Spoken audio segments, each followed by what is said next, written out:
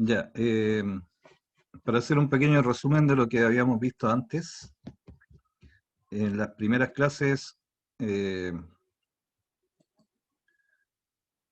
vimos que las preguntas fundamentales, ¿cierto?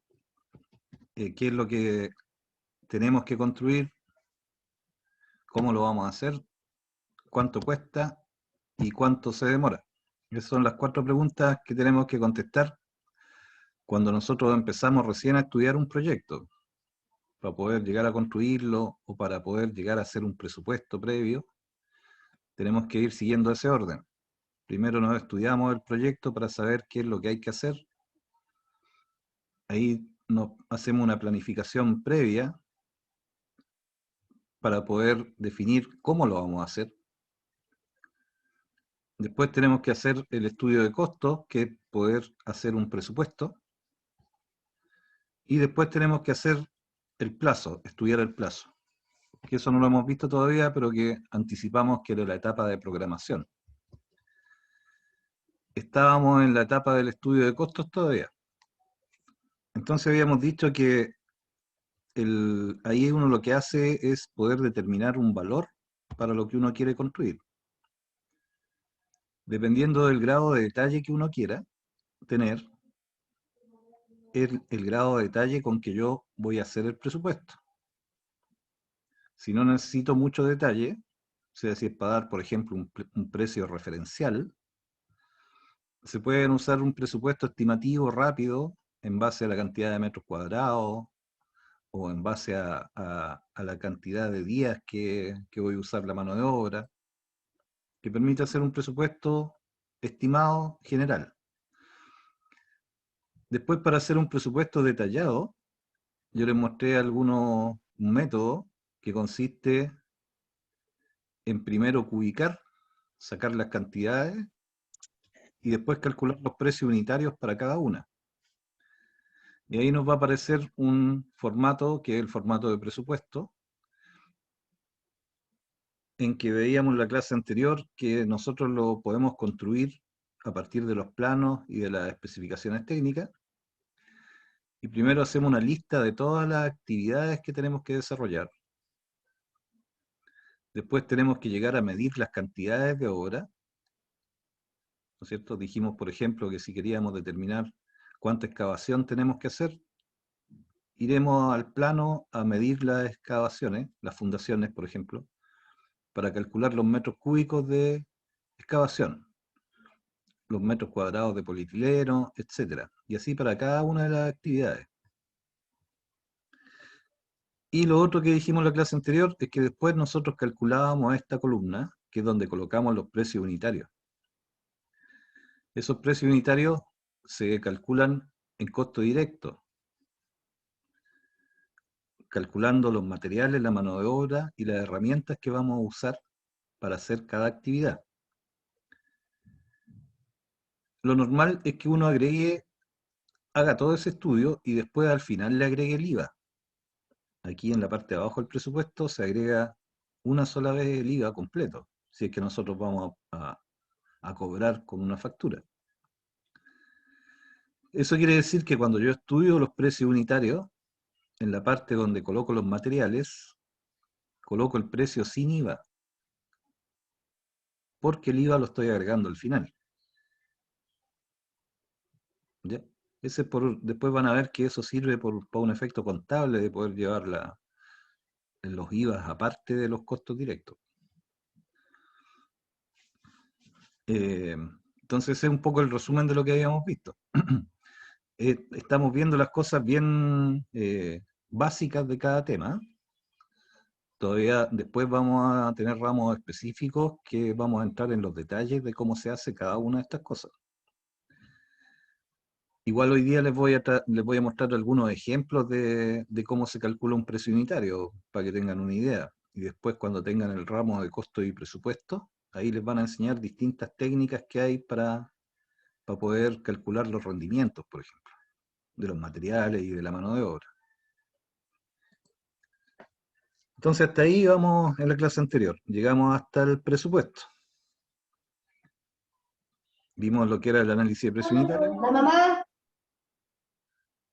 Que ahí nosotros decíamos que para calcular el precio unitario de cada actividad teníamos que analizar los materiales, la mano de obra y los equipos y herramientas que intervienen directamente en ejecutar esa actividad.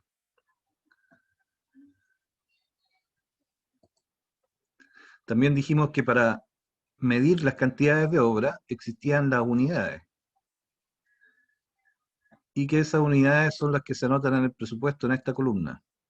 ¿Para qué sirven? Para poder entender cuando nosotros, después otra persona lea el presupuesto, qué es lo que estamos cobrando. O sea, si una persona después ve este presupuesto y mira aquí las excavaciones, va a ver que son 28,3 metros cúbicos de excavación que están cobrados a 9.500 pesos cada metro cúbico y que el total de esa actividad vale 268.000 que salen aquí, que es la multiplicación de este por este, de la cantidad por el precio unitario. Esa es la forma en que se construye el presupuesto. Después se suman todos los valores de esta columna y nos da el total del costo directo, que es el que está aquí, que dice costo directo. Eso quiere decir que no incluye el IVA y que es neto, valor neto. Se agregan los gastos generales como valor neto también, las utilidades que esperamos obtener, ese da un total y a ese total le agregamos el IVA y tenemos el total general. Este valor nos sirve para poder, por ejemplo, presentárselo al cliente y decirle, mira, yo te voy a cobrar 11.900.000 por hacer todo esto, y aquí está incluido el IVA y todos los gastos que es necesario. Hay harta otra información que se puede llegar a obtener después a partir del presupuesto. Hasta ahí quedamos en la clase anterior. Entonces ahora lo que vamos a empezar a ver son algunas cosas para terminar el tema de las 4 preguntas básicas, que tienen que ver con cómo nosotros podemos llegar a ofrecer un plazo de cuánto nos vamos a demorar en ejecutar una obra.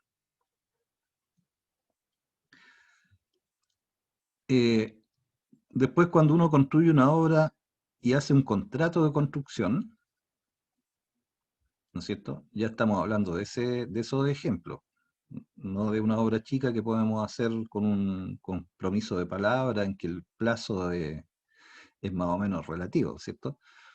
En obra un poco más grande, cuando hay un contrato de por medio, normalmente esos plazos son fijos.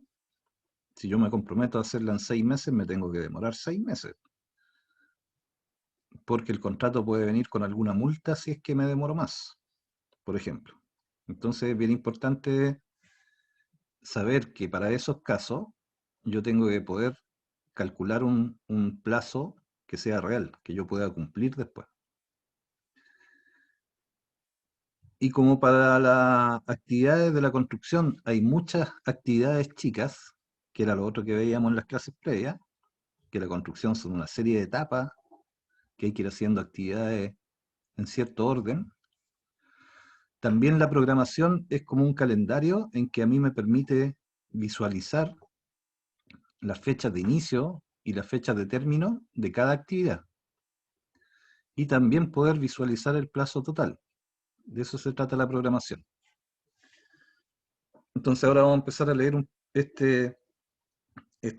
la materia que hay en la transparencia, digamos, o en la diapositiva. Sí, pues transparencia ya no se usan hace como 20 años, 30 años. Yo creo que ustedes no saben lo que es una transparencia.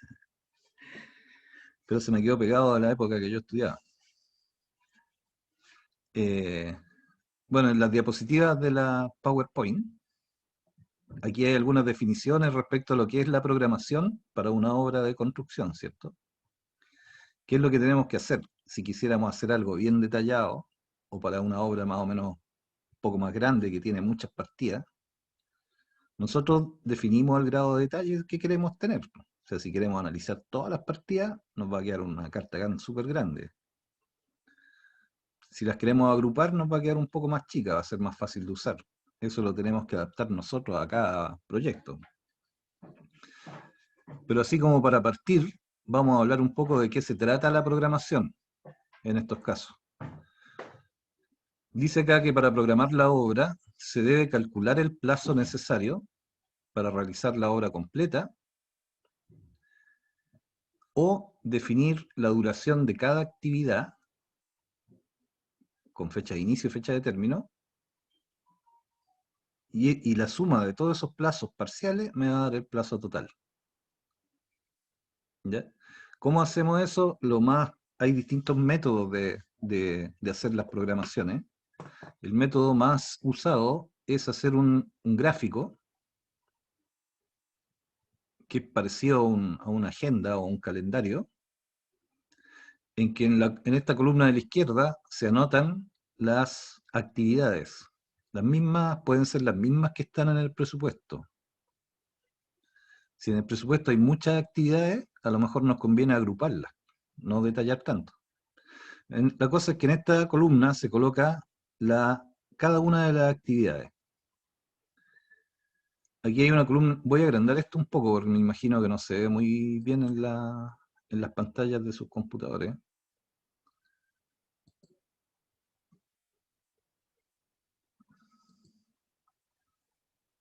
Ahí se ve un poco más grande. Entonces, como les decía, se llama diagrama Gantt o carta Gantt. En el fondo es una manera gráfica de poder mostrar la información. ¿Cómo se muestra la información?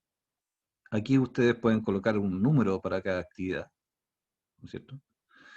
En la descripción de la actividad colocan el nombre de la actividad. En esta columna, que tiene pintado verde arriba, está el tiempo. Aquí se coloca la duración que yo estimo que me voy a demorar en cada una de las actividades. Dependiendo del tamaño de la obra, uno lo puede colocar en días, en semanas o en meses. Una obra muy larga, me va a quedar una carta muy grande si lo coloco en días. Y en estas columnas chicas hay una escala de tiempo, ¿no es cierto? Aquí está numerado del 0 hasta el 40. Podría ser días o semanas, en la misma unidad de lo que tengo acá. O sea, si yo coloco el tiempo son 2 días, aquí grafico que tengo 2 días para hacer esa actividad, o 2 semanas, dependiendo si yo lo grafico en días o en semanas. Es como un gráfico. Cada una de estas barras representa la duración de la actividad. Que al principio, cuando yo no estoy recién estudiando el proyecto, yo me hago esto como, es igual que un presupuesto. Yo hago una planificación de cuánto espero demorarme. Lo calculo de alguna forma en base a la cantidad de obras, ¿cierto? Y eso lo llevo a un gráfico, y lo marco en un gráfico. Por ejemplo, en alguna de estas actividades, por ejemplo, esta que dice fabricación de viga y diafragma, es una partida del ejemplo, se dibuja la barra. Yo primero estimé en base a la cantidad de vigas y diafragmas que había que construir, que eso se demora 10 días, por lo tanto yo dibujo una barra que tenga 10 días de largo. Y yo digo, ya, ¿cuándo voy a empezar a construir esto? Yo creo que el día 3, 1, 2, 3, el día 4 voy a partir. Bueno, aquí parte de 0. Y empiezo a dibujar la barra de 10 días de largo y me va a dar la fecha de término. Y así voy colocando todas las actividades. Es más, ¿por qué? Porque es más fácil pensar en cuánto se va a demorar cada actividad, es más preciso que si yo quisiera sacar al tiro el plazo total.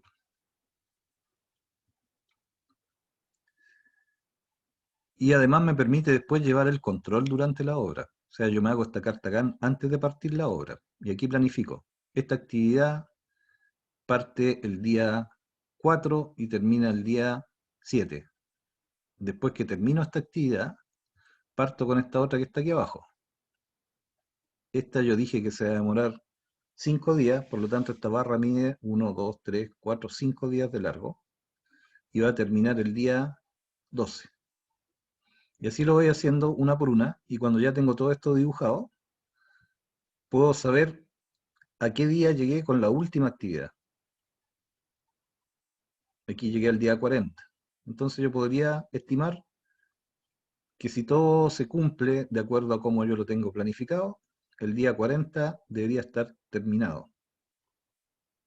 Entonces yo podría decirle a mi cliente, mira, yo me demoro 40 días en hacerte todas estas actividades. Esa es la programación.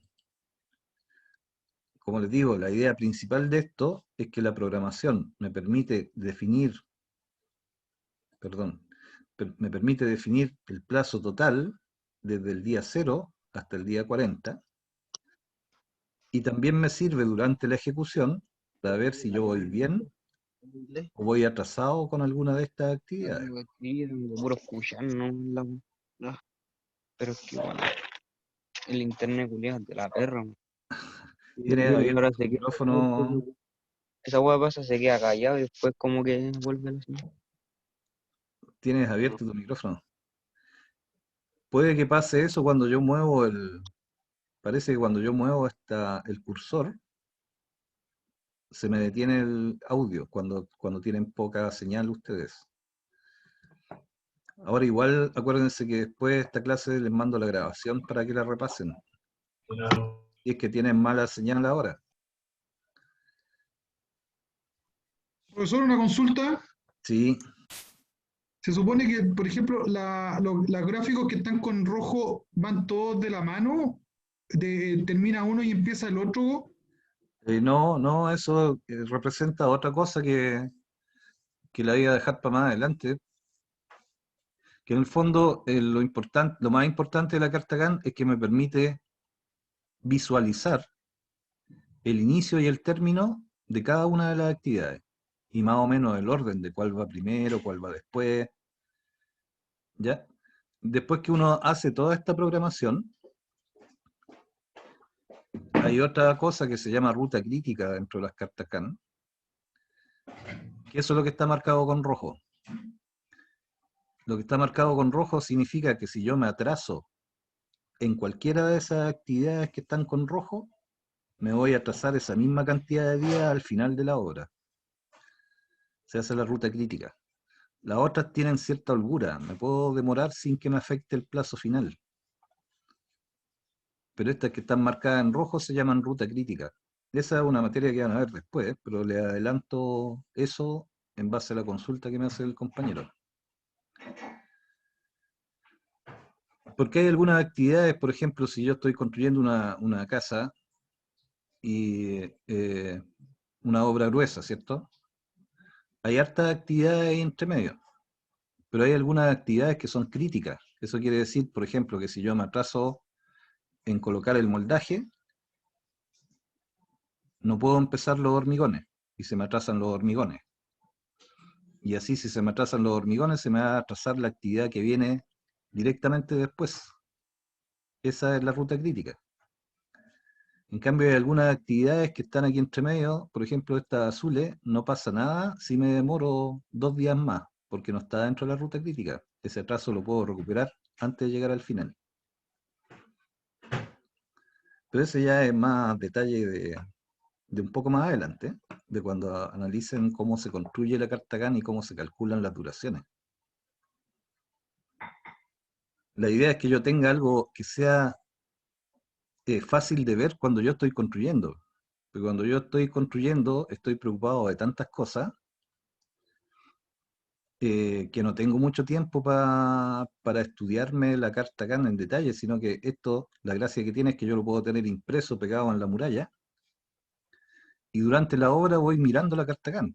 Y ahí voy sabiendo si voy atrasado o voy adelantado con alguna actividad. Esa es la idea, tener una herramienta que sea visualmente fácil de mirar durante la obra. Hay otros sistemas, pero el más usado es la carta GAN o diagrama GAN, que es el que le estoy mostrando. Por ejemplo, si yo en la obra estoy en el día 20 y estoy construyendo cierta faena, cierta actividad, puedo usar la carta GAN de guía para saber cómo voy, si voy atrasado o voy adelantado. ¿Cómo hago eso? Ya, imagínense que estoy en el día 15 de la obra. Entonces, yo miro la carta GAN aquí en el día 15, lo busco aquí en estos números que están arriba. El día 15 está en esta columna, entonces yo empiezo a bajar. Según la carta GAN, el día 15, que es aquí, donde estoy moviendo el cursor, el día 15 tienen que estar terminadas todas las actividades que están a la derecha. A la izquierda, perdón. Toda esta actividad debería estar terminada el día 10. Si yo estoy en el día 15, en mi obra, puedo colocar aquí una regla y hago una línea. Y voy bajando. Todas estas que estoy bajando ya están terminadas según mi programación. Y esta línea roja, yo puedo decir, mira, según la carta GAN, yo debería tener un avance más o menos de un 20%, según este largo de la barra. Y en realidad esta actividad no la he empezado. ¿Qué significa eso? Que según mi carta GAN voy atrasado 1, 2, 3, 4 días. ¿Ya? Para eso sirve la programación, entre otras cosas. Profesor, una consulta. ¿Sí? La carta GAN se puede hacer de distintas maneras o tiene un orden. No, se puede hacer de distintas maneras. Lo normal es que uno coloque los días o las semanas por un lado, en la parte de arriba, y las actividades en la parte de la izquierda. Uno ve si lo Profe, lo que grafica pasa. en días o en semanas. Ah, claro. No, lo que pasa es que cuando yo trabajo, por ejemplo, entrego un presupuesto, va de la mano con una carta GAN, que es un itinerario de trabajo, todo, Sí, para hacerlo más formal. sí, ¿no? Y también es útil porque ahí el grado de detalle con que uno hace el control después en la obra, la carta GAN uno la tiene que mezclar con el presupuesto. Exacto. Sí, ya, Entonces, claro, como dice usted, se programa uno. sí, entonces también en la carta GAN se pueden agregar más columnas aquí y uno coloca los valores del presupuesto, la cantidad de obra y el precio. Uno lo puede agregar, incluso uno puede construir la carta GAN a continuación del presupuesto. ¿Ya?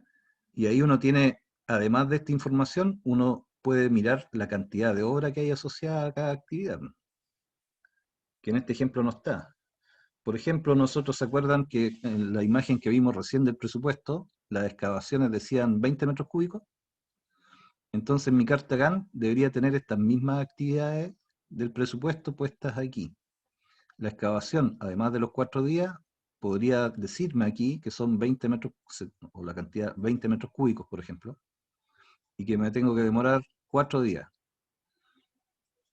Entonces se complementa la carta GAN con la información del presupuesto, sobre todo con las cantidades. Si yo sé que tengo que hacer 20 metros cúbicos en total y que tengo 1, 2, 3, 4 días, lo más probable es que tenga que hacer por lo menos 5 metros cúbicos cada día, para no atrasarme. Esa es un poco la idea de para qué sirve esto. Y también otras cartas GAN que se hacen con mayor grado de detalle muestra la secuencia. Hay una flecha que une esta actividad, por ejemplo, con esta otra que está aquí abajo, que significa que esta actividad no puede partir hasta que no esté terminada la anterior. O sea, hay mucha más información que uno puede obtener a partir de las programaciones. Pero la básica es saber dónde estoy parado en cualquier momento de la obra. Y que me permita asociarlo con los presupuestos. Ahora, las cartas GAN normalmente se hacen después que uno hace un cálculo de las duraciones de las partidas. Y se usan otras herramientas primero, que son las mallas CPM, por ejemplo. Que eso no se los quiero mencionar todavía, pero lo voy a enredar un poco. Y también hay software que permiten hacer cartas GAN bastante rápido, que probablemente en el ramo de programación de obras que tengan después les van a enseñar a usar un programa que se llama Project, que dibuja carta CAN y permite hacer cálculos con la carta CAN. Como en todas las cosas, la construcción, lo que nosotros hacemos, cuando uno está trabajando ocupa varias herramientas computacionales, que es bueno que vayan familiarizándose con ellas. Las más básicas son el Excel, las planillas de cálculo, que se usan permanentemente para hacer presupuestos, ubicaciones, un montón de cosas se pueden hacer con gráficos también. El AutoCAD para lo que tiene que ver con los planos. Y si ya entramos en detalle de lo que es la programación, ahí se usa un programa que se llama Project. También se pueden hacer a mano usando el Excel. Y uno va dibujando las barritas y va construyendo esta carta CAN con el Excel. Y después uno puede mover las barritas con el Excel. Pero es más engorroso. Hay un software que hace eso, que está hecho para eso, digamos. Entonces la idea de las programaciones es que me permiten controlar después, durante la obra, si yo voy atrasado o adelantado con cualquiera de las actividades que tenga dibujadas. Si yo voy atrasado, tendré que ver la forma de demorarme menos para recuperar el atraso en esa actividad.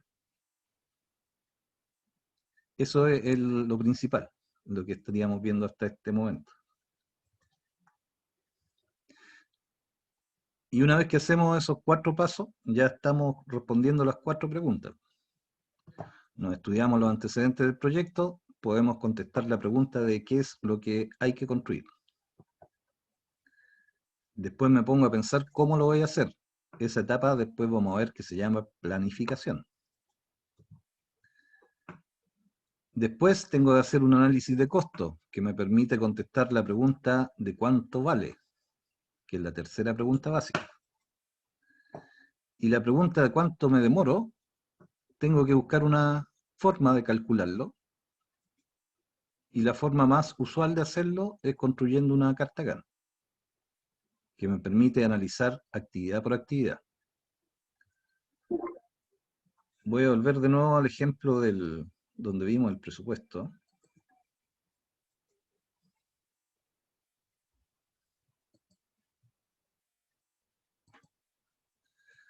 Cuando vimos este ejemplo del presupuesto, esto está hecho en un Excel. Lo que yo puse aquí lo tengo hecho en un Excel. Es bastante más largo, sí, tiene hartas actividades más. Que es como lo primero que uno hace cuando estudia una licitación, por ejemplo. Yo analizo los antecedentes y me hago un presupuesto. Como aquí yo ya ubiqué las cantidades de obra y tengo cuánto vale cada actividad, aprovecho que ya hice ese trabajo y esa información yo la debería llevar a una carta CAN.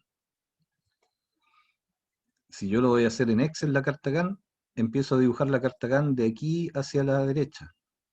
Coloco la duración y empiezo a colocar los cuadritos de los días. Entonces ya tengo en un solo, y lo pego en la muralla para poder verlo constantemente. Entonces tengo en una sola parte visualmente donde puedo ver la información del presupuesto y la información de la programación. ¿Ya? Y tengo que hacerlo de una forma práctica. O sea, si yo aquí en el presupuesto tengo, no sé, 50 actividades, a lo mejor no vale la pena tener ese grado de detalle y tener 50 barritas dibujadas en la carta CAN. Ahí las puedo agrupar, dibujar las actividades más importantes, ¿no? Pero lo lógico es que esta información se mezcle también después con la de la carta CAN.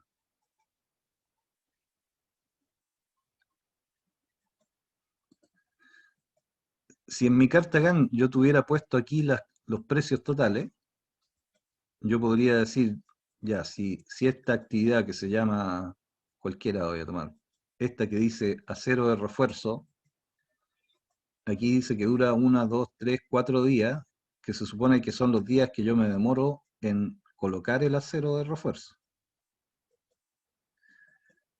Y aquí yo digo, ah, son 4 días, pero si yo tengo el presupuesto pegado aquí mismo, a lo mejor ese presupuesto va a decir que esta actividad vale 30 millones. Entonces es una actividad importante, aunque sea corto. Por eso es bueno, como decía el compañero que consultó, que la carta GAN también muestre la información del presupuesto.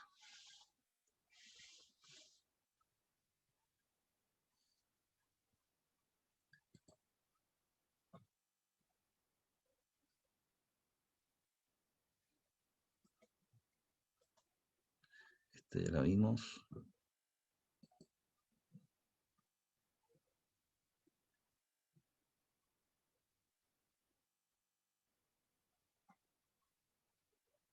¿Ya? Entonces esto es lo que estamos viendo ahora. Vimos lo que se trata de la programación, que la programación, la forma más fácil de poder manejar la información es tenerla dibujada de una manera que sea fácil de ver. Lo más fácil de ver es dibujarle barras que representen el tiempo, cuánto se demora cada actividad. Por lo tanto, yo puedo contar aquí que esta actividad que está aquí entre medio, cuento los días que hay, 1, 2, 3, 4, 5, 6, 7, y veo cuánto está programado que yo me demore. Después lo puedo asociar a las platas y a un montón de otras cosas, incluso los materiales. Esa es otra utilidad que tiene la carta GAN. Si la carta GAN, por ejemplo, me dice que al día 50 tengo que empezar las carpinterías de los tabiques, por ejemplo, yo como estoy viendo la carta GAN todos los días ahí pegar en la muralla, si veo que la carpintería tiene que empezar el día 50, yo me programo dentro de las cosas que estoy haciendo en la obra para acordarme que tengo que tener comprada la madera y la madera tiene que estar en la obra antes del día 50, porque si no se me atrasa la partida de las carpinterías. Entonces también ayuda para eso la carta GAN. No sé si se entendió ese ejemplo.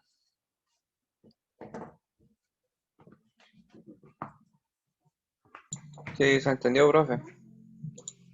Entonces tener esto pegado en la muralla y poder verlo con facilidad facilita mucho la ejecución, porque a uno se le puede olvidar, entre todo el ritmo que uno lleva cuando está construyendo, de repente uno no se acuerda que si uno llegó el día viernes trabajando así mucho, con muchos problemas de los materiales, de los maestros, de los detalles que quedan malos, a lo mejor llega el día viernes y uno no se acuerda que uno tenía programado partir el lunes con las ventanas. Y uno llega el lunes a la hora y dice, oye, ¿las ventanas? No, es que nadie las compró, si no nos dijiste nada. En cambio, si yo lo tengo pegado en la muralla, yo voy viendo. No es necesario que me lo sepa de memoria. Esto me ayuda a poder ir llevando un control, entre otras cosas.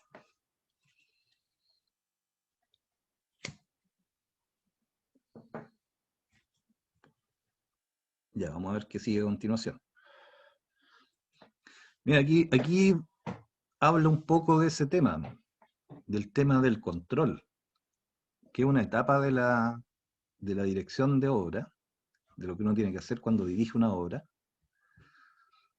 Las etapas que ya conversamos, uno las puede hacer antes de empezar, ¿cierto? O sea, antes de empezar la obra, yo estudio el presupuesto y hago mi carta GAN. Y después, cuando ya empiezo a construir, para poder cumplir los plazos y las platas a las que yo me comprometí, tengo que llevar un control. Esta etapa empieza a actuar cuando yo ya empiezo a ejecutar la obra, ¿no es cierto? Yo empiezo a trabajar y a medida que voy trabajando, cada cierto tiempo, que yo tengo que verlo, dependiendo de la complejidad de la obra, cada cierto tiempo yo tengo que hacer un control de cómo voy. Si voy bien, si voy mal, cosa que si voy mal, tener tiempo para recuperarme, para recuperar un atraso, por ejemplo. O si estoy con algún problema de que estoy gastando más de lo que está en el presupuesto, también tengo que darme cuenta oportunamente, antes de llegar al final, que ahí ya no hay nada que hacer.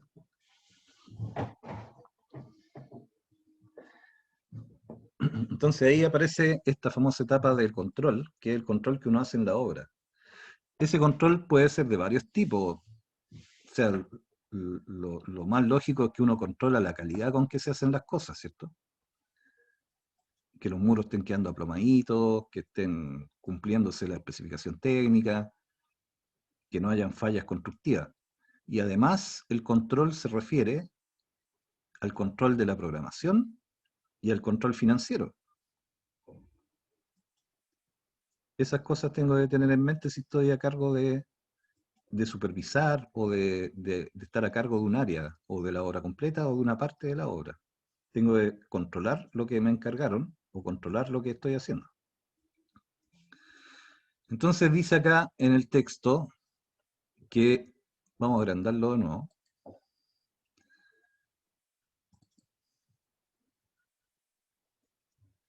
que la etapa de control se refiere a la revisión del avance real de la programación y también de las actividades individuales y de la obra completa. Entonces hay que irlo haciendo, visualizar, por ejemplo, si estamos controlando el avance, cada cierto tiempo tengo que mirar la carta GAN y ver qué es lo que estaba programado. Y mido en terreno cuánto es lo que tengo avanzado. Y ahí voy a saber al tiro si estoy atrasado, si estoy bien, o si a lo mejor me puedo adelantar un poco. Eso respecto al programa. ¿Y qué me permite eso? Tomar medidas correctivas. Por ejemplo, si yo estoy trabajando y tengo programado demorarme un mes en las excavaciones, yo miro mi carta GAN y digo ya, con la cantidad total de metros cúbicos, para terminar un mes tengo que hacer 10 metros cúbicos diarios. Ya, y empiezo a trabajar y empiezo a ver un montón de cosas, ¿cierto? Y de repente me acuerdo, tengo que controlar el avance. Entonces, yo estoy en ese momento en el día 5. Y ahí tengo que hacerme el tiempo para mirar cuántos metros cúbicos avancé en 5 días. Y voy a terreno o le encargo a alguien, a un capataz, a un jefe de obra, que me mida cuántos metros cúbicos he hecho. Ese es mi avance real, el avance físico. Ese avance físico lo comparo con lo que dice la carta GAN. Y ahí voy a saber de manera oportuna que a lo mejor me estoy demorando mucho, y si sigo así, no voy a terminar en un mes con las excavaciones. Y tomo una medida correctiva. Puedo decir, ya, chuta, tengo que terminar, voy atrasado, voy a colocar 2 jornales más. Y eso me permite recuperar el atraso. Esa es la importancia del control. Me permite detectar algún problema, en este caso de avance, y tomar las medidas correctivas para recuperar ese posible atraso. Igual con las platas. Si yo tengo, puedo agregar el presupuesto a la carta GAN, y yo hago una línea en cualquier parte de la carta GAN. Por ejemplo, si hago una línea por aquí en la mitad de esta actividad, me tocó que el día 7, según la carta GAN, tenía que tener hecho el 50% de la fabricación de las vigas. Y eso me significa que debería haber gastado el 50% de lo que yo tenía presupuestado. Si tengo hecho el 50% y tengo gastado Profesor, una consulta, más, disculpe. ¿sí? Dime. La carta GAN se entrega una vez que ya se firmó el contrato, ¿cierto? No, o sea, ahí hay 2 temas mezclados. La carta GAN primero uno la hace para uno mismo, para saber el plazo que uno puede ofrecer antes de firmar el contrato. O sea, tú tienes que saber. Uno hace la carta GAN, o a lo mejor la licitación te dice el plazo máximo son 80 días. Entonces uno hace una carta GAN y empieza a moverla de manera de meterse en los 80 días. Esto lo hace uno previo a la ejecución. Lo que tú me preguntas de cuándo se entrega, me imagino que me estás preguntando cuándo, en el caso que uno esté en una licitación, por ejemplo, y vaya a firmar el contrato.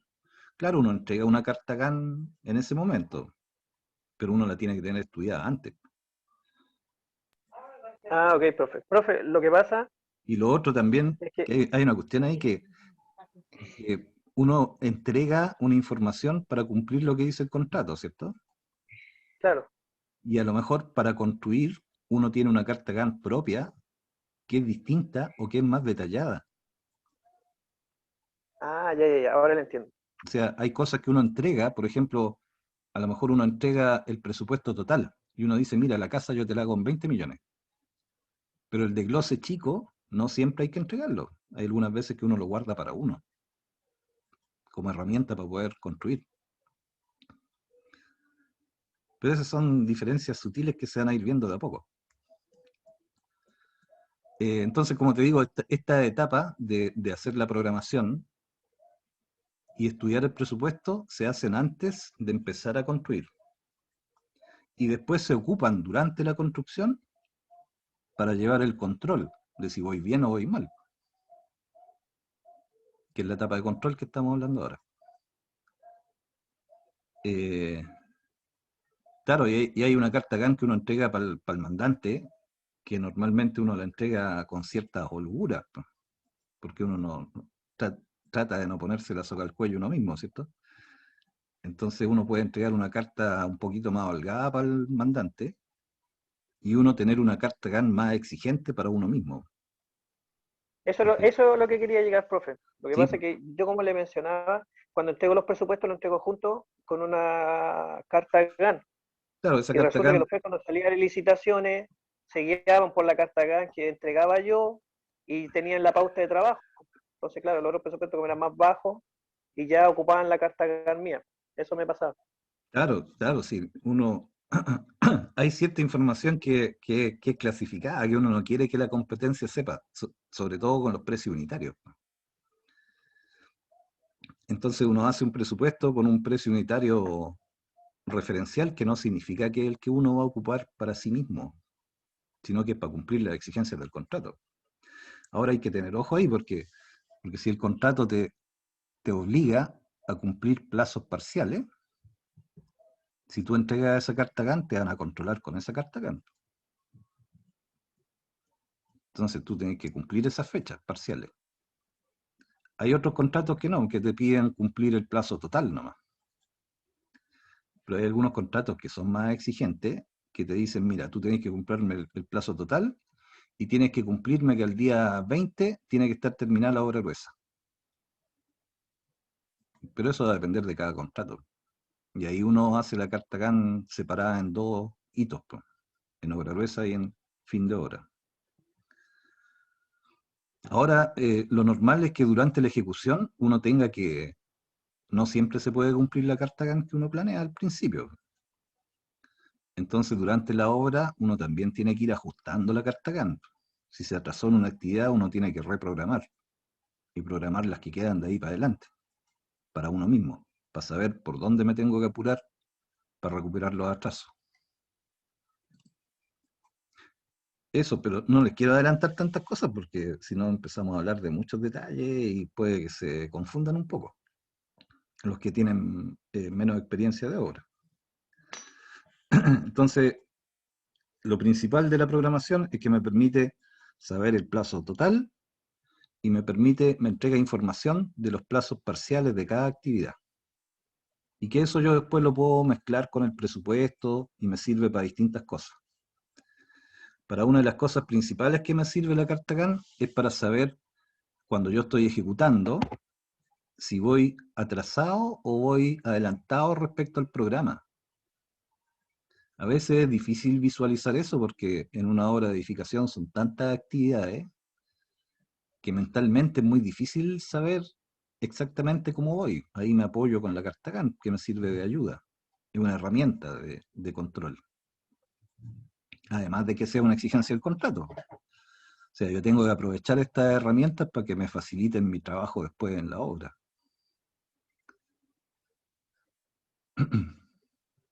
Entonces, la carta GAN permite saber el avance físico, si yo voy bien respecto al avance físico, a lo que mido en la obra. También me permite ver si voy bien respecto al avance financiero. si voy bien con los materiales, si he gastado más de lo que tenía presupuestado o menos de lo que tenía presupuestado, y puedo tomar medidas correctivas. Para hacer eso, ¿cómo se hace con la carta GAN? Si yo estoy en la tercera semana y quiero hacer un control, está escrito aquí, pero me voy a devolver a la imagen. Lo que yo hago es ubicar la tercera semana en la carta GAN y le tiro una línea con un lápiz, ¿cierto? Y esa línea me va a indicar qué porcentaje de cada actividad debería estar listo. O sea, si yo tiro una línea por aquí, en esta columna, esta actividad debería estar terminada más o menos en un 80% o un 90%. Esta actividad roja debería estar terminada completa hace varios días atrás. Esta otra actividad yo debería tener por lo menos aquí un 80%, ¿cierto? En esta actividad azul yo debería tener un 90%. Esta actividad que está aquí debería estar terminada. Y esta otra actividad, la roja, la que está al lado derecho, no empieza hasta 2 días más. Entonces ahí yo estoy haciendo un control de avance en ese día, solamente ocupando este gráfico visual. Y también me sirve para anticiparme a lo que pasa después. O sea, si yo estoy en este día, en la realidad, es como un calendario, ¿cierto? Si yo estoy parado en el día, no veo qué día es este, el día 11, si yo estoy parado el día 11, en mi obra, yo miro la carta GAN y la carta GAN me indica que en 2 días más debería empezar esta actividad, que es el concreto de no sé qué tipo, de zapata, dice ahí. Entonces yo ahí me acuerdo, mirando la carta GAN, chuta, en 2 días más tengo que empezar los hormigones de la zapata. Y me preparo, llamo al, a la planta de hormigones y le digo, oye, en 2 días más tenéis que mandarme el hormigón de zapata y me tengo que poner a ver si tengo los maestros, si tengo las herramientas, etcétera. Sería difícil llevar el control de todas las actividades si no tengo algo que yo pueda mirar. Y este gráfico me permite eso. A eso se refiere esta parte del texto donde dice, se usa como referencia la carta GAN, 2 puntos. Para llevar el control, se traza una línea de control en la fecha de la revisión, es lo que les decía recién, y se compara con el avance físico o con el porcentaje de avance que se calcula en base a la misma carta GAN. Se pueden calcular los avances programados de cada actividad. Se puede comparar el avance físico que se mide en terreno respecto al avance programado, que es el que está dibujado en la carta GAN. Si es necesario, puedo reprogramar de ahí en adelante para sacar algún atraso posible que haya detectado, ¿cierto? Y también se usa para hartas cosas con el avance financiero.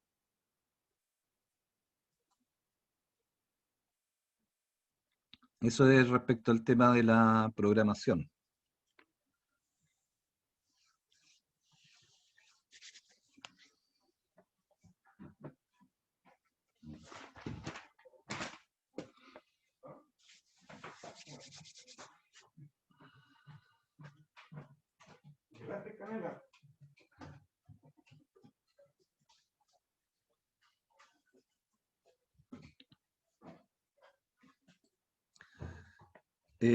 ¿Hay alguna consulta respecto a lo que vimos recién que quieran hacer o comentarios de la etapa de programación? Profe, yo tengo la última pregunta de la noche, con esto terminamos todo.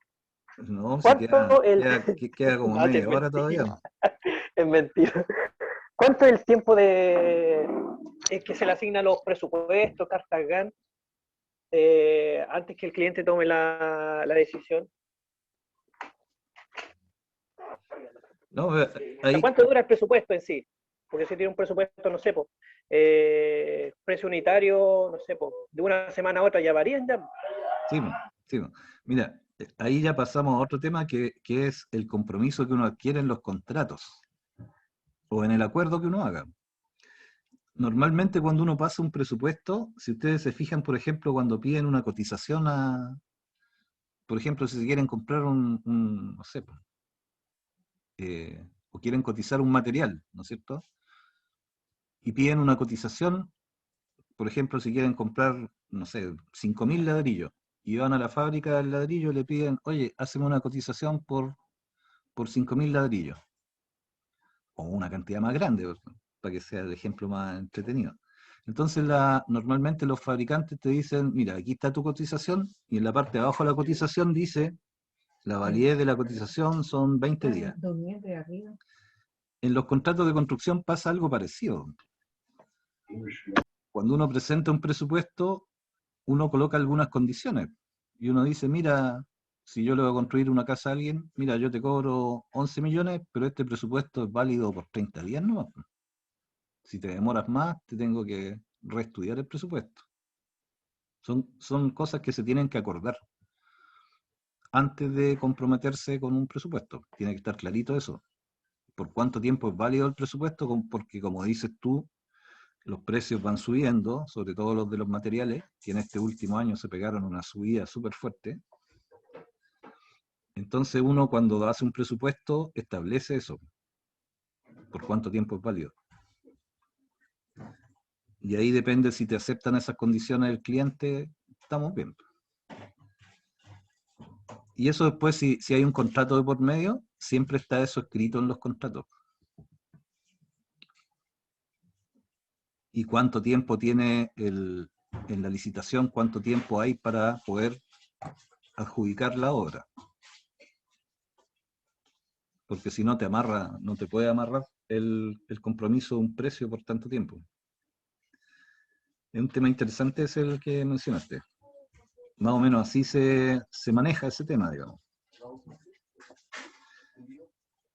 Ahora, también se da en el otro caso, que no sé si se los comenté la clase anterior. Por ejemplo, si yo tengo una obra muy larga, no sé, una obra que dure un año, por ejemplo, en una constructora o algo así. Hay una obra, por ejemplo, que dura un año y que voy a estar ocupando enferradura durante todo ese año.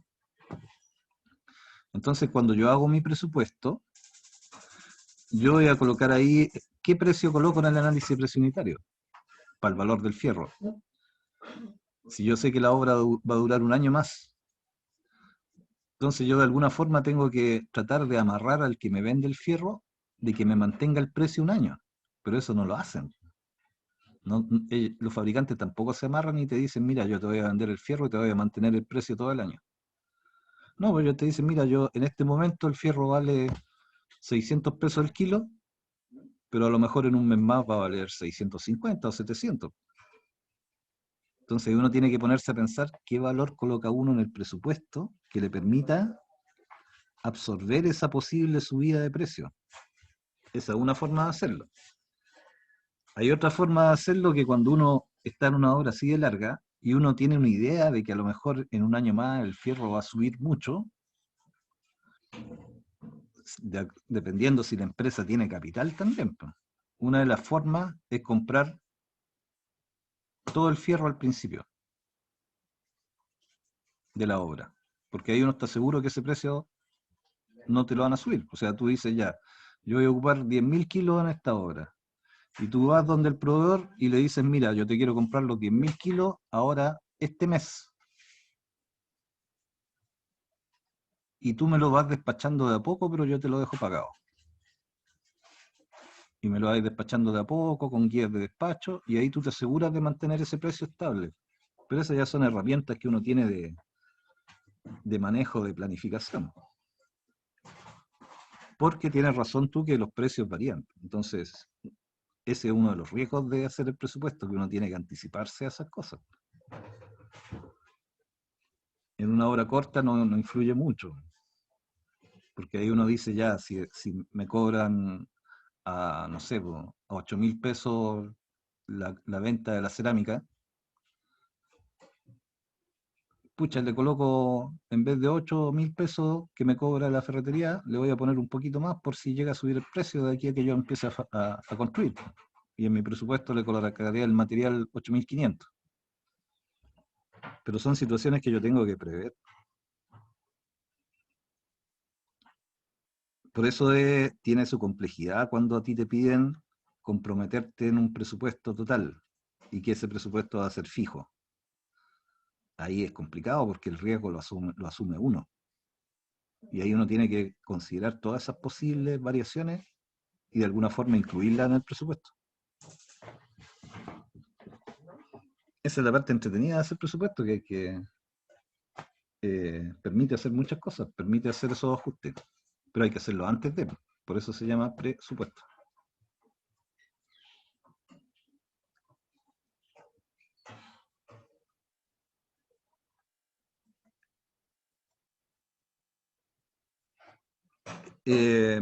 Otra consulta, porque todavía queda tiempo, me están diciendo que ya estamos listos, que es la última consulta, si esta clase dura hasta las 10:30. No, dura como hasta las 10 y algo. Profe, tengo una consulta. Oiga, Eh, profesor, Denle siempre disculpe, nomás. compañero. varía, Prosiga. siempre varía la forma en que se desarrolla la carta GAN dependiendo de la persona, pero mantiene los conceptos de separar el horario y los materiales. Sí, correcto. La forma en que yo programo una carta GAN va a depender de la persona que esté estudiando la carta GAN. Ahí ve cuánto tiempo le asigna, porque ese es otro tema del que no hemos hablado.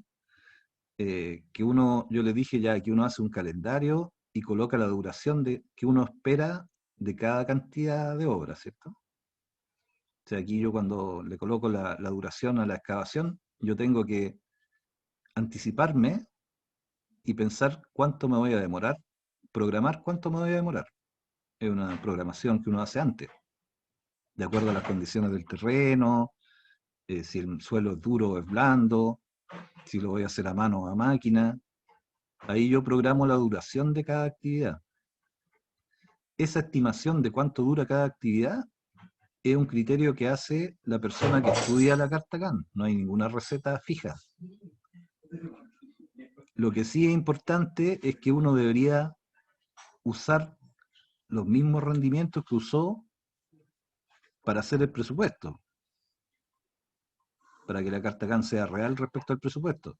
O sea, si yo cuando estudié el presupuesto pensé en que las excavaciones iban a ser a máquina, cuando yo programo la obra, la persona que hace la carta GAN tiene que decir, en el presupuesto yo cobré que la voy a hacer con máquina. Por lo tanto, le coloco el rendimiento de la máquina y en base a ese rendimiento calculo cuántos días se demora la máquina. ¿Se fijan? Están enlazados estas dos cosas. Para que funcione bien, para que tenga sentido esto, cuando yo calculo la duración de cada actividad, debería usar los rendimientos que usé cuando hice el presupuesto. Porque si lo hago de otra forma, me arriesgo a que la plata no me alcance, por ejemplo.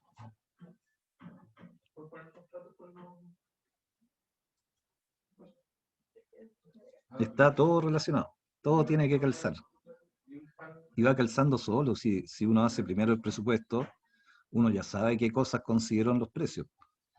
Y en base a eso, uno calcula cuántos días me voy a demorar. Por ejemplo, es distinto programar una cantidad de metros cúbicos hechos a mano que programar esa misma cantidad de metros cúbicos comprados en la planta. Me puedo demorar menos en ese caso, ¿cierto? Entonces mi carta GAN tiene que estar de acuerdo a eso, de cómo yo estudié, de cómo yo pensé hacer la obra, qué método constructivo voy a usar, cuál es el rendimiento de la mano de obra que voy a tener en la obra, porque también eso influye en el tiempo, ¿cierto? Los rendimientos de la mano de obra también influyen harto en la duración que yo pongo en cada actividad. Entonces, estas cosas que estamos viendo ahora, que las estamos viendo así de manera introductoria, en el fondo son súper importantes y es lo que permite obtener un Hago el buen micrófono ahí. resultado después durante la ejecución. Por eso, porque son temas importantes, en este semestre todavía todo es introductorio. Lo que sí es importante es que tengan bien clara la idea principal. Y después cada uno de estos es un ramo separado, en que se explica durante todo el ramo cómo se calcula la duración de cada actividad, cómo se ve la secuencia, de qué actividad depende de otra, de cómo se calculan los atrasos y un montón de cosas, un semestre entero. De cómo se hace un presupuesto bien hecho, otro semestre, en otro ramo.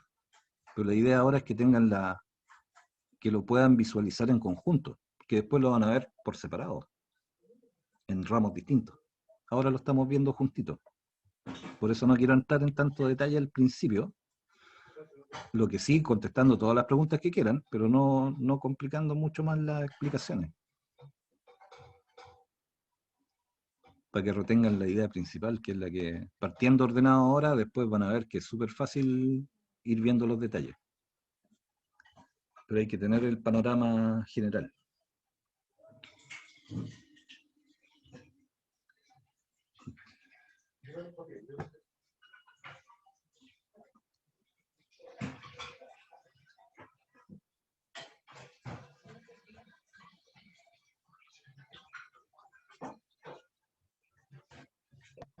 Profesor, ¿podría mutear el micrófono que está abierto?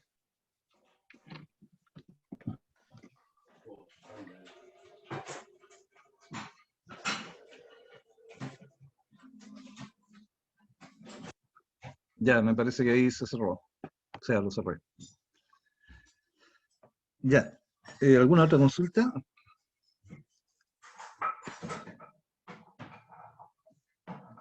¿Quién dijo las dos? No, de momento no, profe. Ya, entonces, la próxima clase, que ya es el próximo lunes, me parece, o es mañana, no me acuerdo del horario. Profesor, Sí, yo querría decir algo en nombre del curso en completo. Estoy tomando atribuciones que jamás he tenido, pero igual, usted ha sido el único profesor que ha respondido al 100% con la clase. Y le quiero dar las gracias en nombre de los compañeros porque ha sido responsable y ha tenido, no sé, la disponibilidad y todo para hacerlo en la clase así como corresponde. En este tiempo de pandemia que estamos todos, no sabemos cómo pandear la máquina, pero por lo menos tenemos la clase de introducción a la construcción al 100%. Gracias, profesor. bueno, gracias, esa es la idea del ramo. Ahora, lo bueno es que este ramo es el que da la base de lo que realmente se va a usar directamente en la ejecución. Por eso quiero que sea lo más claro posible. Hay otros ramos que son complementarios a esto, sobre todo el primer semestre, que son las matemáticas, el lenguaje, que son importantes también porque hay que desarrollar esa área. Y espero que también durante lo que va del semestre los profesores vayan adaptándose a ir respondiéndoles preguntas. Es bueno bueno, a mí me gusta que ustedes hagan preguntas porque permite complementar la materia. Profe, una pregunta, disculpe, anexa al este. Sí, pero ¿Cuáles son los espérate, tipos de ladrillo?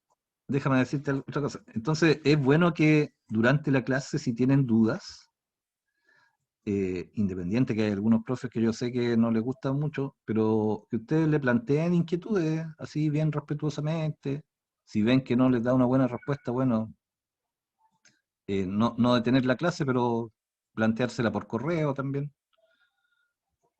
Que yo considero que salen mejores las clases cuando son así, con participación y con consulta. Había una consulta que me estaba haciendo, perdona que te interrumpí, de los ladrillos. Algo. Había un compañero que estaba preguntando algo de unos ladrillos. El Sí, Kosuki Oden, parece. dime. Hola, profe, disculpe, estaba atendiendo otra. No, en la consulta, ¿cuántos tipos de ladrillo hay? Es para corroborar una información nomás. De arcilla. Sí, pues, los ladrillos cerámicos. Mira, normalmente hay unas clasificaciones. La clasificación principal es que son los ladrillos eh, hechos a mano, que son los ladrillos fiscales, por ejemplo, y otros que son ladrillos hechos a máquina. Los ladrillos hechos a máquina hay de distintos tipos. Hay uno que es macizo, que es un ladrillo lleno, pero que está hecho a máquina. Eso quiere decir que tiene todas las medidas, salen todos los ladrillos iguales, no como el fiscal que salen de distintas medidas. Están los ladrillos huecos y los ladrillos perforados, de arcilla. Dentro de eso después hay distintas variaciones de que hay un ladrillo, por ejemplo, el ladrillo perforado, hay un modelo que se llama Titán, otro que se llama Super Titán, hay un ladrillo que se llama Super Flaco, otro ladrillo que es para pandereta, que también son hechos a máquina y perforados. Entonces después hay varias clasificaciones más, pero las principales son esas dos. El ladrillo hecho a mano, que es el fiscal, y el ladrillo hecho a máquina, que viene con todas las medidas precisas, que se puede ser perforado o hueco, dependiendo del tamaño del hoyo que trae el ladrillo. Que yo sepa, esos son. ¿El reflectario también entra en ese grupo, profe? Ah, exactamente. El reflectario también es un ladrillo de arcilla. Entraría dentro del grupo de los hechos a máquina. Lo que sí tiene condiciones distintas de materiales que le permiten ser reflectario. Es para usos más especiales, por eso no te lo mencioné. Para las chimeneas, para los hornos, para ese tipo de cosas. Para hacer un quincho, por ejemplo, en la parte donde ponéis la parrilla, le colocáis un ladrillo refractario y te refleja el calor para la carne y queda, pero mortal. El ladrillo refractario es un ladrillo de arcilla también que tiene un proceso de fabricación distinto que le hace ser más resistente al calor. Sirve de aislación también porque no deja pasar el calor hacia el otro lado y refleja el calor para adelante. También un ladrillo de arcilla. Puede que haya otro que se me escape, pero lo principal, los que uno usa en edificación, por ejemplo, es el ladrillo fiscal, que ustedes lo conocen, que es el ladrillo hecho a mano, que tiene muchas variaciones de medidas, son de distintos colores, que uno lo ocupa cuando los va a estucar. Y el ladrillo hecho a máquina, la gracia que tiene es que la calidad es parejita, las medidas no varían tanto, varían en un par de milímetros, medio centímetro en algún caso, o menos. Y los hechos a máquina son perforados y huecos. Y macizos también. Hay unos que son ladrillo lleno, como el fiscal, pero todas las aristas son cuadraditas y el ladrillo siempre tiene la misma medida. Hay otros ladrillos especiales como los refractarios de arcilla. Dependiendo de cómo les pasen la materia, también se clasifican como ladrillos otros bloques, como los bloques de vidrio, por ejemplo. Pero ese ya no es un ladrillo de arcilla, es en base a otro material. Y así, bueno, igual, como les digo, como recomendación, en caso que tengan dudas o consultas, lo ideal es que la puedan hacer durante la clase. Si no tienen buena respuesta, lo pueden hacer por correo. Y en el peor de los casos, yo igual recomiendo que pueden usar que algo que se ha perdido un poco, que yo siempre le digo a mis alumnos, que hay cosas que uno pasa en la clase. Yo sé que hay poco tiempo para estudiar anexo, pero se puede ir complementando. Si hay algo que no queda claro, ustedes pueden buscar hacerle la consulta a otra persona, a otro profesional, o buscar en internet. Y como les digo, si consideran que algo no está de acuerdo, lo pueden plantear, ¿no?, al profesor. Y también al jefe de carrera. El jefe de carrera también recibe inquietudes respecto a que puedan tener los alumnos respecto a alguna clase o algún problema con algún profesor. El jefe de carrera de este año es la profesora Graciela Yáñez, que me imagino que en algún momento, no sé si tiene clases con ustedes ahora, pero en algún momento se puede comunicar con ustedes. Y a ella le pueden hacer consultas también por correo electrónico. Profe, Sí. mañana nos toca clase con usted a las 7. Ya, entonces esto que venía a continuación lo vamos a ver mañana para verlo con más tiempo, porque ahora la idea mía es mostrarle algunos ejemplos para que podamos ir poniéndole algún número de cómo estudiar precios unitarios, por ejemplo. Aquí les tengo algunos ejemplos hechos que los podemos ver mañana de distintas actividades. Le tenía también unos ejemplos con un Excel para que ustedes puedan ir practicando cómo hacer los precios unitarios. Mira, no me abre el Excel, parece que tengo muy lleno el computador de cosas, no me lo mostró. Pero eso lo dejamos para mañana. Y después que veamos esos ejemplos de costo y de cómo se hacen los precios unitarios, vamos a empezar a ver las partes de una edificación, partiendo de las fundaciones hacia arriba. Eso sería entonces. No sé si tienen alguna otra consulta o comentario, aprovechando que nos quedan unos 10 minutos más. Por mientras voy a parar la grabación para que no quede tan larga. Profesor, Sí. para hacer un contrapiso, ¿el polietileno va antes del estabilizado o bajo el hormigón? ¿Me entendió? Debería ir bajo el hormigón. ¿Y no bajo del estabilizado? No. Debería ir ¿Y bajo por qué el hormigón. no? Y no se funde, tendría que como la palabra, no sé cómo decirlo bien, fundir el hormigón con el estabilizado para que sea todo un contraterreno, porque uno pasa la placa compactadora, deja un nivel, después viene el estabilizado, yo por lo menos lo hago, pongo el polietileno y después estabilizado, magma y el hormigón, para que todo se funda de una vez en el contraterreno, porque si pongo el polietileno después del estabilizado, solamente quedará el hormigón recubierto ante lo que pasa el agua abajo.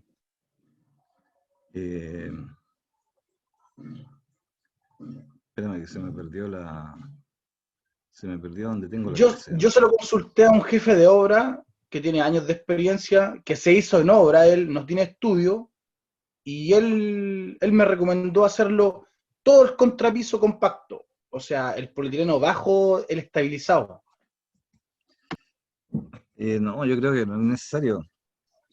Usted que es profesional podría darle las especificaciones técnicas de eso. Sí, la función del polietileno es ser una barrera que impida que la humedad del suelo pase al hormigón del radier. Tú estás hablando de radieres, ¿cierto?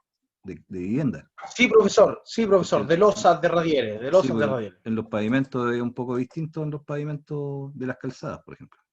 Entonces, esa función la cumple cuando se coloca debajo del hormigón. El agua que pueda estar en la base estabilizada o la humedad que pueda estar en la base estabilizada no va a poder pasar hacia el hormigón porque el polietileno le va a impedir que pase. En cambio, si tú colocas el polietileno debajo de la base, si por alguna razón cualquiera se te mete agua a la base, esa agua va a poder ascender hacia el hormigón y va a pasar la humedad. Entonces, normalmente los radieres de las casas es como un radier flotante que no es necesario que esté agarrado de la base, incluso cuando es una capa de ripio. Cuando es una capa de ripio, uno también le coloca la capa de ripio y después el polietileno y después el hormigón. Eso es lo que pensaba yo, hacer toda la base junta, compacta, para que sea una sola. Claro, es que la idea de la base también es que la base estabilizada quede bien agarrada con el terreno natural que hay debajo. Si tú le colocas el polietileno entre medio, la base estabilizada no va a quedar bien agarrada del suelo que hay abajo. La humedad no va a pasar. Le comento que me mandó un condoro entonces.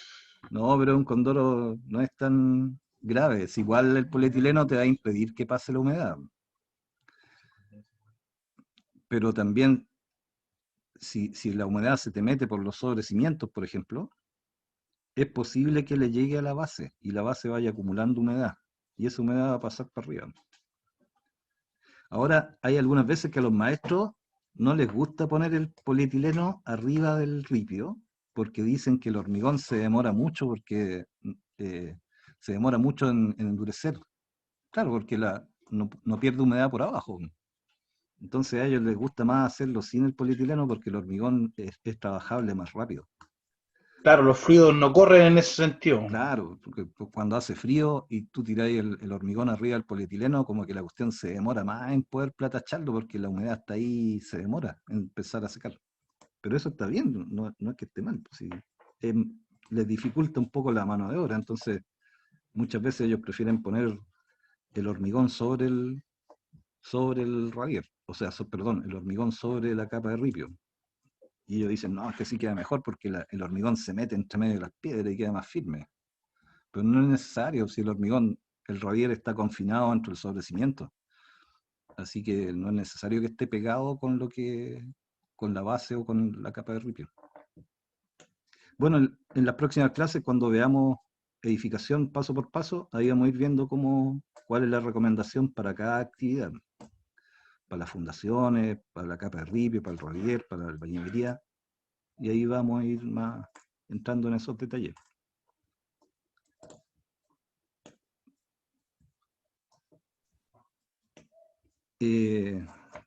Siempre hay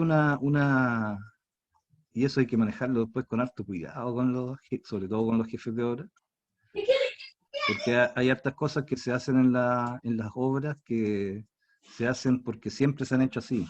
Y uno de los argumentos que plantean los jefes de obra cuando uno les dice ¡Salgan de ahí! ¡Johnny, sale que puede ver araña! que normalmente ¡Sale! los jefes de obra te Yo no te dicen, estoy acostado. yo lo he estado haciendo así 20 años y nunca he tenido problemas. Vamos, al tiro, Y tienen razón, pero a acostarse. no significa que haciéndolo como uno dice, de acuerdo a la parte teórica, también queda bueno. Hay cosas que se han hecho durante 20 años que no se deberían hacer, por ejemplo. Por ejemplo, esa cuestión de quemar las albañilerías con ácido muriático, no es necesario. Y es dañino. Es dañino porque es tóxico y también porque afecta a la arena Profe, perdón, ¿podría del repetir? mortero. No escuché esa parte. Te decía que hay muchas cosas que se hacen en obra porque siempre se han hecho así, que no son correctas. Por ejemplo, esa cosa de que uno tiene en las obras que siempre hay que quemar con ácido muriático los estucos antes de pintarlos, para eliminar las sales. Claro, y cuando uno le echa el ácido, uno ve que el ácido hace burbujitas y que suena y que como que saca la sal. Pero no es necesario. Basta con limpiar bien la superficie del estuco con agua, dejarlo secar. Incluso el ácido muriático daña el mortero del estuco. A eso mismo quería preguntarle yo, profesor. ¿No daña la calidad del estuco? Sí, po, ¿El ácido muriático? Sí. sí, po, y es súper tóxico y contamina el ambiente y después es ilógico porque los maestros primero le echan ácido muriático. Lo dejan ahí unas horas o hasta el otro día y después lo lavan. ¿Y por qué lo utilizaban? ¿Para Porque, qué? ¿Para por- acelerar el proceso? no, porque hay un mito que el ácido muriático elimina la salinidad del mortero. Esas manchas Dicen que blancas le que saca la aparecen sal. después. Claro. Y esas manchas blancas basta con dejarle el tiempo de secado al estuco, eliminar esa sal con agua y con un escobillado, dejar que se seque de nuevo, y las pinturas modernas se pueden aplicar sin necesidad de echarle ácido muriático. Pero convencer de eso a un maestro antiguo es súper difícil. Ha costado siempre ese tema del ácido muriático. Y no es necesario, Profe, y una pregunta. ¿sí? ¿Cuánto hay que darle el tiempo de curado al estuco? Chuta, buena pregunta. No sé Con 2 centímetros de carga. la cantidad exacta de días eh, de curado, ¿no? Pero el curado de los estucos no es tan largo. Yo creo que debería estar manteniéndolo húmedo durante 3 días, por ejemplo. Rociándolo así periódicamente con humedad. Es más largo el tiempo de curado de un pavimento o de un hormigón de más espesor. Pero los estucos nunca me he fijado cuánto tiempo hay que estar echando la agüita para que no se fisure. Yo creo que con un par de días debería tener. Ahora, además de lo que yo les dije, hay muchas cosas que se adquieren cuando uno está en obra, que uno las va aprendiendo en obra. Eso es súper importante también.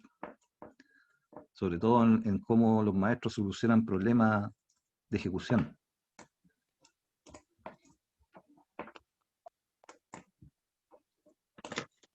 Y la función del jefe de obra es vital, pues, porque el jefe de obra es el nexo con que uno comunica las instrucciones hacia la gente, y el jefe de obra está preparado para manejar gente, tiene experiencia de cómo manejar gente.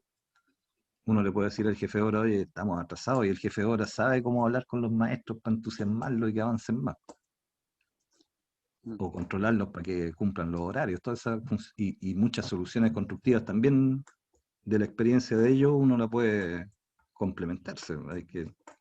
Es bueno tener respeto por los jefes de obra, pero también ser eh, bien seguro de que hay cosas que por el tema técnico deben hacerse de cierta forma, y ahí uno le dice al jefe de obra de buena manera, oye, lo tenemos que hacer así.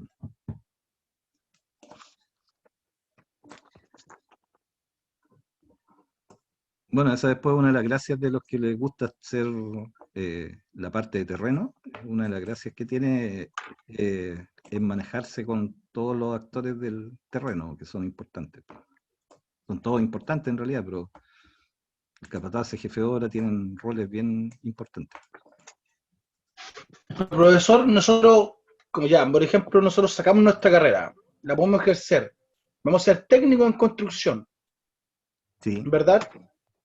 Ya, por ejemplo, un jefe de obra en terreno va a tener más grado que uno como recién salió de la carrera, o no sé cómo explicárselo bien. Ellos igual van a decir, no sé, supervisor o capataz o algo así, y ellos van a tener más grados que uno, una cosa así. Se la quiero plantear de una forma fácil. Eso depende mucho de cómo cómo funcione la constructora. Normalmente cuando uno recién llega a una obra, como técnico en construcción, puede que en las constructoras, para la constructora pese más la autoridad del jefe de obra. Depende de la función que le asigne la constructora. O sea, si la constructora los pone a hacer, lo más probable es que cuando tú entras como técnico en construcción, empiecen a darte supervisión de terreno. O sea, que tú tengas capataces a cargo y trabajar junto con el jefe de obra, más o menos paralelo. La constructora te va a ver, y si tú estás funcionando bien en la obra, se van a dar cuenta que tú tienes más base técnica que la que tiene el jefe de obra. Entonces la misma constructora te va a decir al poco tiempo, ya, tú vas a empezar a hacer funciones sobre el jefe de obra. Pero eso va a depender de cómo tú te desenvuelvas en la obra. Así de entradita va a entrar a cargo de los capataces seguramente, y más o menos al mismo nivel de autoridad del jefe de obra. Si ven que tú funcionas bien, te van a pasar rápidamente sobre el jefe de obra. O en una parte, porque el jefe de obra ve muchas partes dentro de la obra que para eso está el jefe de obra, ¿no? Para manejar la gente, para estar pendiente de los materiales. Y el técnico está habilitado para hacer eso, y también para hacer cosas de ayudar al constructor en cubicar las cosas dentro de la obra, en manejar los planos, en el trazado. Ese es más o menos el ámbito con que uno empieza. Y después que uno empieza, a depender de cómo lo hagas, te van a ir asignando más cosas. O sea, si ven que tú sabes de plano, te van a decir al poco tiempo, oye, ¿por qué no te haces cargo de trazar esto? ¿O por qué no te haces cargo de controlar a los capataces, de que todo les quede parejito? O cosas así. Y si ven que tú sabes algo de presupuesto y de ubicaciones, la misma constructora te va a ir diciendo, oye, ya, tú hacete cargo de los capataces, y te van a decir un día, oye, ¿tú ubicáis? Tú les dices sí. Y de a poco te van a ir pasando otras cosas que no se las pasan al jefe de obra. O sea, al principio, como en todas las cosas, te van a medir en tu trabajo. Si ven que sabe, Obviamente los profesores van a ver si sabía o no sabía, si es claro, que lo que sí uno estáis tiene que claro o no tener la estáis mente claro. abierta, que hay muchas cosas que uno va aprendiendo en las obras, que va complementando. Y que ahí uno tiene más herramientas para ver si están bien o están mal, pues, aunque sean nuevas.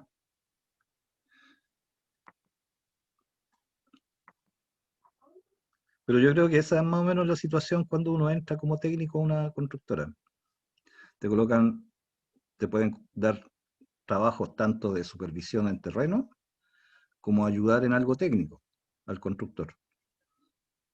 Si es en terreno, lo más probable es que te pongan a cargo de alguna cuadrilla al principio, o a cargo de un grupo de capataces.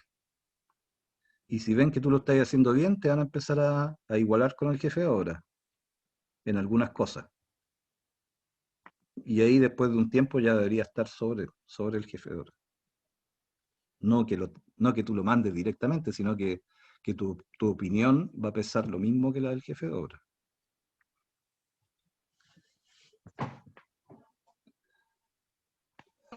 Sí, profesor, eso es. Ahora, si quieren ser independientes, pueden formar les permite tener las herramientas para formar una empresa contratista chica, por ejemplo. Si es que quieren ser independientes. O si a alguien le gusta la parte de los planos y de los presupuestos y le gusta eso, puede llegar a trabajar en la oficina técnica de una obra o como control de calidad. Tengo varios exalumnos que están trabajando en control de calidad en distintas partes, que se han ido para Santiago, entraron a una inmobiliaria y hacen como control de calidad de la obra. Como técnicos, pero encargados de calidad. Y andan en la obra viendo que todo se haga de acuerdo a cómo debería ser. Hay harto campo de acción.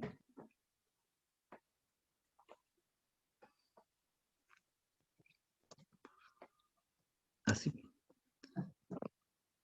Tengo que acordarme de grabar la grabación que estoy haciendo. No se me va a olvidar como el otro día.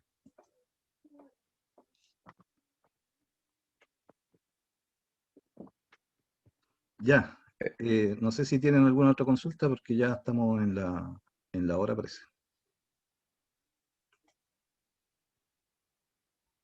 No, yo no tengo ninguna duda de momento, pues. Ya, pues entonces Me- en un rato más les van a llegar a... Vi que crearon un correo del curso.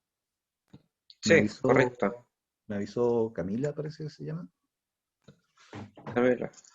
Entonces a ese correo les voy a mandar la grabación de hoy día y el PowerPoint que estamos viendo ahora. Entendido. Demora un poco Gracias, en pasar profe. de... Profesor, una consulta. Sí, No, después se la no sé, por interno alguna vez en un correo. Que igual es media ridícula por eso. Pero igual se trata de construcción. pero si todas las Ya, consultas mire, son válidas, dale, ¿no? pero es que igual me da un poco de vergüenza, ¿no? Quizás, ¿qué pensarán los compañeros? Profesor, ¿se pueden hacer estructuras igual o semejantes a una pirámide, como las que hicieron en Egipto, o con estructuras megalíticas que hicieron en el planeta? Usted que es profesional. Sí, pues si se puede. De hecho, van a ver que cuando veamos el tema de la estructura, hay unas estructuras que se llaman masivas. Y esas funcionan como funcionaban las pirámides, que en el fondo funcionan porque son tan grandes y tan pesadas que se mantienen estables por el peso.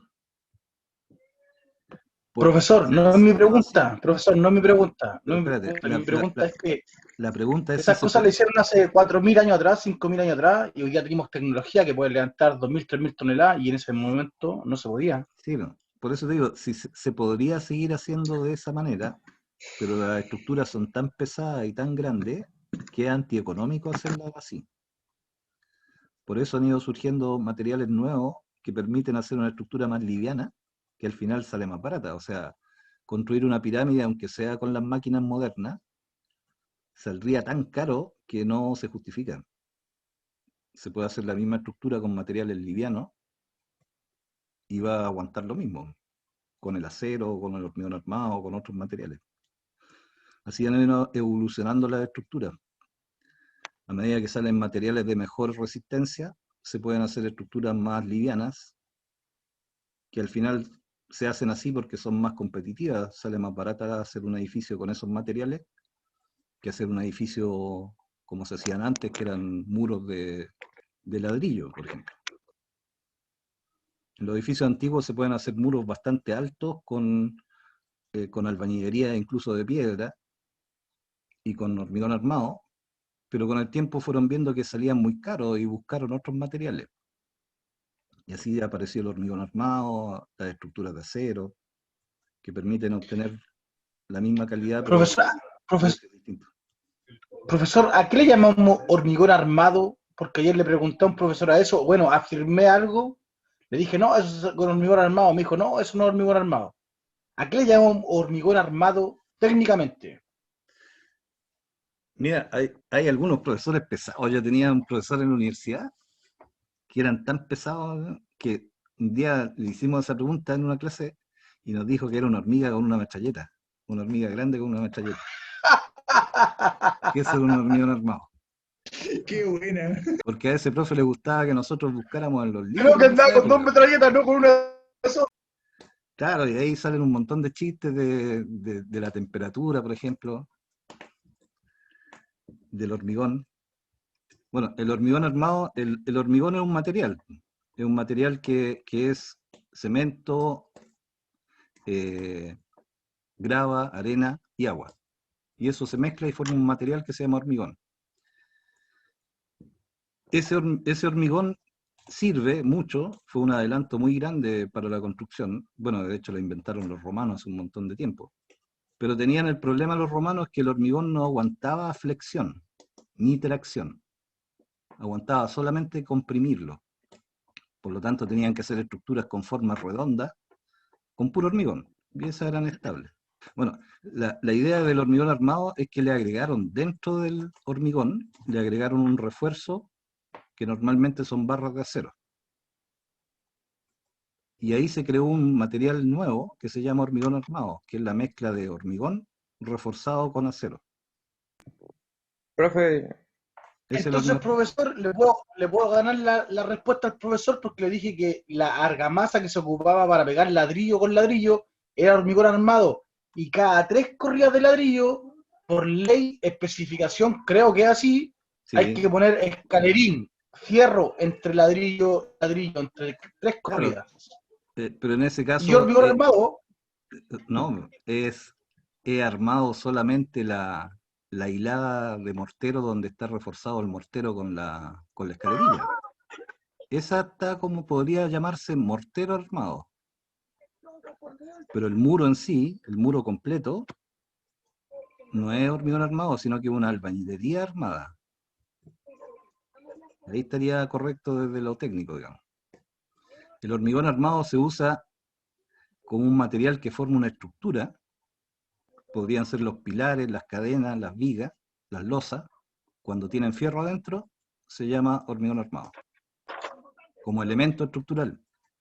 El ejemplo que das tú, el elemento estructural es el muro. Y el muro normalmente es una albañilería, que si tiene escalerilla y tensores, se llama albañilería armada, que es distinto. En ese caso, el mortero que está entre medio de los 2 ladrillos, aunque tenga una escalerilla adentro, no es un muro de hormigón armado. Es un muro profe, de yo me voy a retirar. armada. Sí, retírese. Gracias por la aclaración, todo profesor. esto otro ha sido un bonus track. Chao, pero profe, la clase chao, ya compañeros. Hasta luego, Nos vemos. compañero. Ya, tengo que dejar de compartir la clase para que la grabación no me quede tan larga. Así que me despido por hoy. Entonces, buenas noches, profesor. Buenas noches, compañero. Hasta luego. Chao. Chao. Chao.